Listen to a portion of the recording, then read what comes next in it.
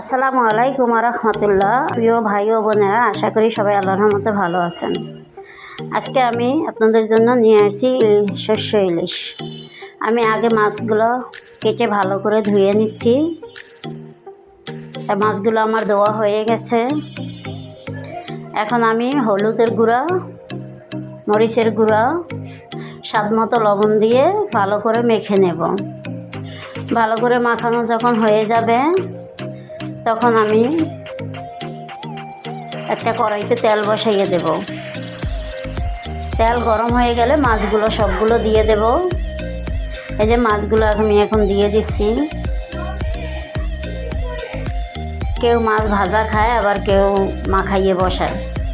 আজকে আমি শস্য দিয়ে ইলিশ দিয়ে ভাগ করবো দেখে আমি মাছটি ভালো করে ভেজে নেব।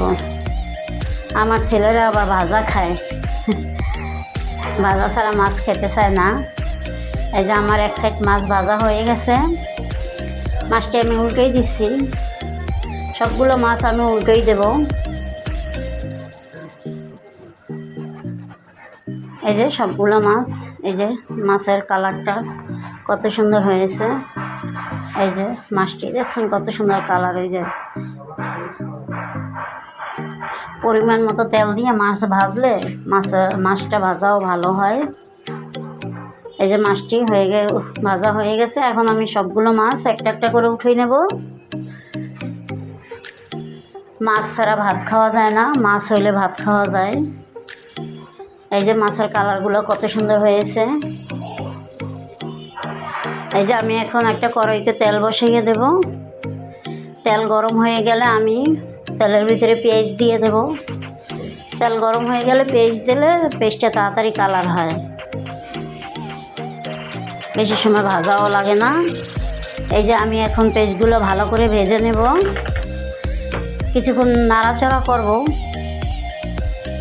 2-1 মিনিট নাড়াচাড়া করলে এই যে একটু একটু কালার আসছে। বেশি ভাজা করব না। এখন আমি এগের ভিতরে দিয়ে দেব হলুদের গুঁড়া, মরিচের গুঁড়া, স্বাদ মতো লবণ।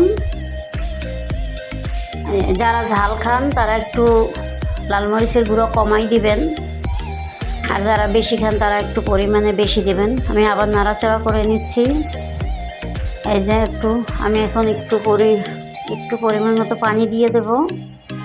পানি দিয়ে আবার কিছুক্ষণ নাড়াচাড়া করে নেব। নাড়াচাড়া করার পরে যখন দেখব যে একটু হয়েছে তখন আমি শস্য বাটাটা দিয়ে দেব। এই যে আমি শস্য বাটাটা দিয়ে দিচ্ছি। শস্য বাটা এই যে শস্য বাটা আমি কম করেই দিচ্ছি, আমি বেশি করে দেব না। কারণ বেশি করে দিলে আমার কাছে জানি কেমন একটা ঝাঁঝ মনে হয়। এই যে আবার নাড়াচাড়া করব। এই যে ভালো করে নাড়াচাড়া করে যখন দেখো একটা তেল ছেড়ে দিছে, এই যে তেল ছেড়ে দিছে। এই যে তেল ছেড়ে দেওয়ার পর আমি আবার ভালো করে নাড়াচাড়া করে নেব। নাড়াচাড়া করা হয়ে গেলে যখন দেখব যে একটা কালার হয়েছে, এই যে দেখছেন কালার কত সুন্দর কালার হয়েছে। এই যে আমি এখন পরিমাণ মতো পানি দেব। পানি দিয়ে যখন দেখব বলক আসছে ভালো করে, তখন মাছটি দিয়ে দেব। এই যে বলক এসে গেছে আমার মাছের ঝোল। এই যে আমি এখন মাছগুলো দিয়ে দেব। মাছগুলো দিয়ে দেওয়ার পর আমি আরও 5 মিনিট ভালো করে রান্না করে নেব। ভালো করে রান্না করা যখন দেখব যে আমার মাছটা একটু বোনা বোনা হয়েছে, একটু ঝোল রাখবো, কারণ একটু ঝোল না হলে আবার ভাত খাওয়া যায় না। এই যে আমার মাছটা হয়ে গেছে। আমি এখন সবগুলো মাছ উঠিয়ে নেব ভালো করে। এই যে দেখেন মাছের কালারটা কত সুন্দর হয়েছে। এক একজনের রান্না এক এক রকম, এক একজনের হাতের রান্নার স্বাদ এক এক রকম। যে যেরকম রান্না করতে পারে, কারণ সবাই পারে, চায় যে রান্নাটা ভালো হোক, ঘরের সবাই প্রশংসা করুক, যাতে আমরা উৎসাহ পাই। কারণ আমরা নারীরা তো প্রতিদিনই রান্না করা লাগে। যদি এই ভিডিওটি ভালো লাগে লাইক কমেন্ট শেয়ার করবেন। আল্লাহ হাফেজ।